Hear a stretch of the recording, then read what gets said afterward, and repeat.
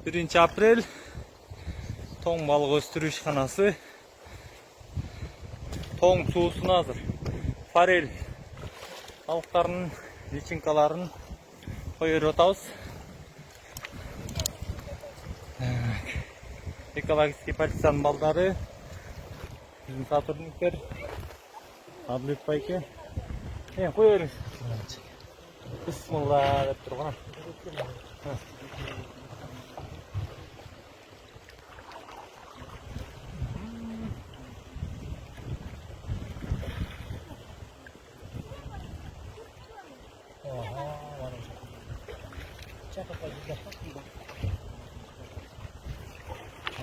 Екі бачок азыр.